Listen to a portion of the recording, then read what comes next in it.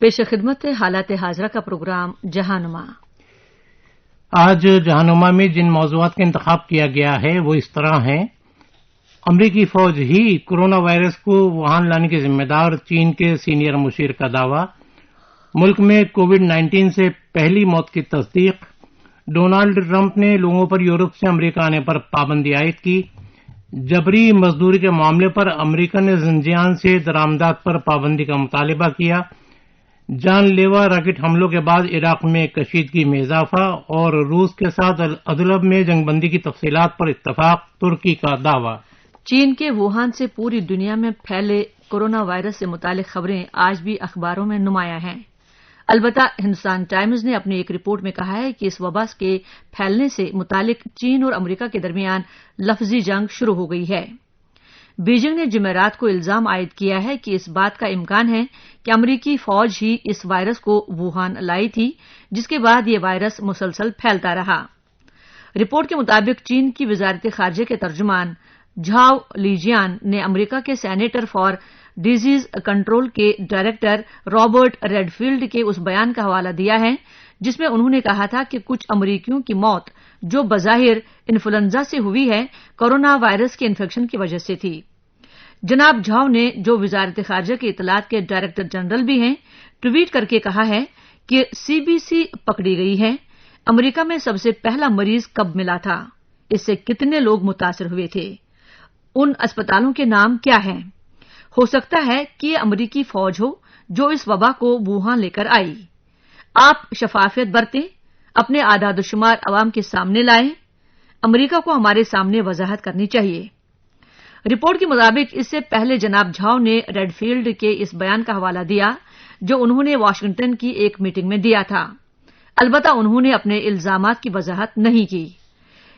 इससे पहले चीन की वजारत खारजा ने इस सवाल पर सख्त रद्दमल जाहिर किया जिसमें उनसे व्हाइट हाउस के कौमी सलामती के मुशीर रॉबर्ट ओब्रायन के उस इल्जाम के बारे में पूछा गया था कि चीन ने वुहान में इस वायरस के फैलने को छुपाए रखा, जिसकी वजह से दुनिया को इसकी कीमत चुकानी पड़ रही है। उधर इंडियन एक्सप्रेस की एक रिपोर्ट के मुताबिक चीन के एक सीनियर तिब्बी मुशीर ने कहा है कि अगर ममालिक इस वायरस से निमटने के लिए कोशिशें करें तो जून तक इस वबा पर काबू पाया जा सकता है। साथ ही चीन ने इस बात का भी ऐलान किया है कि इसके उरूज का वक्त अब खत्म हो गया है और अब हुबई में पहली मर्तबा नए मरीजों की तादाद 10 से कम हो गई है। अखबार ट्रिब्यून की एक रिपोर्ट के मुताबिक मुल्क में कोरोना वायरस से पहली मौत कर्नाटक में दर्ज की गई है, जबकि वजीर आजम नरेंद्र मोदी ने मुल्क को ये यकीन दहानी कराई है कि मरकज और रियासतों ने हर शख्स के तहफ्फुज को यकीनी बनाने के लिए बहुत से इक़दाम किए हैं। रिपोर्ट के मुताबिक 76 साल बुजुर्ग को, जो सऊदी अरब से 29 फरवरी को हैदराबाद पहुंचे थे, एक हफ्ते के बाद मकामी अस्पताल में दाखिल कराया गया था और बाद में उनमें कोरोना वायरस के असरात पाए गए थे। हालांकि उनकी आमद पर तिब्बी जांच में उनमें कोरोना वायरस का कोई असर नहीं पाया गया था। बुजुर्ग को पहले गुलबर्गा के एक अस्पताल में दाखिल कराया गया था और बाद में हैदराबाद के एक अस्पताल में मुंतकिल किया गया। अलबत्ता उन्हें वहां से छुट्टी दे दी गई और मंगल को घर वापस ले जाते हुए उनकी मौत हो गई। इस दौरान मुल्क में कोरोना वायरस के मरीजों की तादाद में नए 14 मामले सामने आए हैं। उसके बाद तादाद 75 हो गई है। नए मरीजों में महाराष्ट्र, दिल्ली, लद्दाख और उत्तर प्रदेश के अफराद शामिल हैं, जबकि एक गैर मुल्की शहरी भी है। अमरीकी सदर डोनाल्ड ट्रंप ने कोविड-19 वबा को फैलने से रोकने के लिए एक सख्त कदम उठाते हुए यूरोप से अमरीका आने वालों पर 30 दिन के लिए पाबंदी आयद कर दी है। रोजनामा हिंदू की एक रिपोर्ट के मुताबिक जनाब ट्रंप ने यह भी कहा है कि ये पाबंदी बरतानिया के मुसाफिरों पर आयद नहीं होगी जो हाल ही में यूरोपीय यूनियन से अलहिदा हुआ है। ओवल ऑफिस से कौम को खिताब करते हुए जनाब ट्रंप ने कहा कि किसी बैरूनी वायरस से निमटने के लिए ये जदीद तारीख में अब तक की सबसे जामिया और जारहाना कोशिश होगी। उन्होंने करंतेना में रहने वाले लोगों को कई हफ्ते की छुट्टी लेने पर मजबूरी को देखते हुए माली बोझ कम करने की खातिर कई इकदामात का भी ऐलान किया। अलबत्ता उनका सबसे अहम ऐलान यूरोप के सफर पर पाबंदी आयद करना है। उन्होंने जोर देकर कहा कि सफर पर यह पाबंदी जुमेरात की आधी रात से शुरू हो जाएगी। जनाब ट्रंप ने अपने खिताब में वायरस के फैलने से यूरोपीय यूनियन के रोल पर भी शकूक शुबहात का इजहार किया। انہوں نے کہا کہ یورپی یونین چین سے لوگوں کے سفر پر پابندیاں عائد کرنے اور احتیاطی اقدامات کرنے میں ناکام رہی ہے، جس کی وجہ سے یہ وائرس پوری دنیا میں پھیل گیا ہے۔ ادھر روزنامہ ایشین ایج کی رپورٹ کے مطابق یورپی عہدیداروں نے اٹلانٹک کے آر پار سفر پر پابندی عائد کرنے کے ڈونالڈ ٹرمپ کے اعلان پر تعجب اور غصے کا اظہار کیا۔ انہیں خوف ہے کہ اس پابندی سے معیشتیں بری طرح متاثر ہوں گی، جو کووڈ-19 کی وبا کی وجہ سے پہلے ہی کساد بازاری کا شکار ہیں۔ ساتھ ہی اخبار نے اس خبر کو بھی اجاگر کیا ہے کہ اسرائیلی سائنسدان جلد ہی اس وائرس پر قابو پانے کے لیے ایک ویکسین کا اعلان کر سکتے ہیں۔ اخبار نے اسرائیلی میڈیا کا حوالہ دیتے ہوئے کہا ہے کہ اسرائیل میں حیاتیاتی تحقیق کے ادارے کے سائنسدانوں نے اس وائرس کے حیاتیاتی میکانزم کو سمجھنے میں بڑی پیش رفت حاصل کی ہے اور اب اس پر قابو پانے کے لیے جلد ہی ویکسین تیار کی جا سکے گی۔ روزنامہ ایشین ایج کی ہی ایک اور رپورٹ کے مطابق امریکہ نے جبری مزدوری کی وجہ سے زنجیان سے درآمدات پر پابندی عائد کرنے کا مطالبہ کیا ہے۔ رپورٹ کے مطابق واشنگٹن میں امریکی قانون سازوں نے چین کے زنجیان خطے سے درآمد کی جانے والی اشیاء پر پابندی عائد کرنے کے لیے یہ الزام عائد کرتے ہوئے مطالبہ کیا کہ ایغور اقلیت سے جبری مزدوری کے ذریعے تیار کردہ اشیاء امریکہ میں آسانی سے درآمد کی جا رہی ہیں۔ امریکہ میں پہلے ہی غلاموں کے ذریعے تیار کردہ مصنوعات پر پابندی ہے۔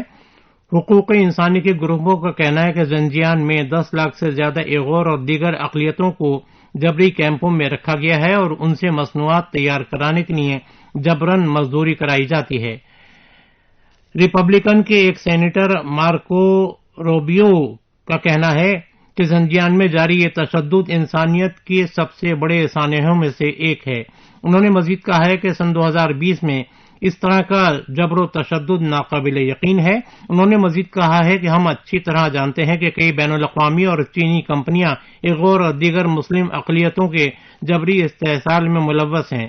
انہوں نے مطالبہ کیا کہ اس ظلم و جبر کو دیکھتے ہوئے زنجیان سے تمام درآمدات پر فوری پابندی عائد کی جانی چاہیے۔ عراق امریکی فوجیوں پر ہوئے حملے کی تحقیقات کرے گا۔ اس سرخی کے ساتھ روزنامہ ایشین ایج نے اپنی رپورٹ میں کہا ہے کہ عراق کے تاجی کیمپ پر ہوئے راکٹوں کے حملے میں اتحادی فوج کے 3 اہلکار ہلاک ہوئے ہیں، جبکہ 12 دیگر زخمی ہوئے ہیں۔ رپورٹ کے مطابق عراق کی فوج نے کہا ہے کہ اس نے ایک عراقی اڈے پر ہوئے راکٹوں کے حملے کی تحقیق شروع کر دی ہے، جس میں 2 امریکی فوجیوں سمیت اتحادی فوج کے 3 اہلکار مارے گئے ہیں۔ بغداد سے تقریباً 17 کلومیٹر دور واقع اس کیمپ پر بدھ کے روز ہوئے راکٹوں کے حملے میں اتحادی فوج کے 12 افراد زخمی بھی ہوئے ہیں۔ عراق کی مشترکہ آپریشن کی کمان کے ذریعے جاری ایک فوجی بیان میں کہا گیا ہے کہ نگراں وزیراعظم عادل عبدالمہدی نے بقول ان کے سیکیورٹی کے اس سنگین چیلنج اور تخریبی کارروائی کی تحقیقات کرنے کا حکم دیا ہے۔ ادھر امریکہ نے یہ کہتے ہوئے اس حملے کی مذمت کی ہے کہ اس کا مقصد سیاسی توجہ کو منتقل کرنا ہے۔ روزنامہ انڈین ایکسپریس کی ہی ایک رپورٹ کے مطابق ترکی اور روس کے عہدیداروں نے شام کے ادلب خطے میں جنگ بندی کی ایک سمجھوتے کی تفصیلات سے اتفاق کر لیا ہے۔ یہ بات ترکی کے وزیر دفاع بلوسی آکار نے دونوں ملکوں کے درمیان جاری تبادلہ خیال کے تیسرے دن کہی۔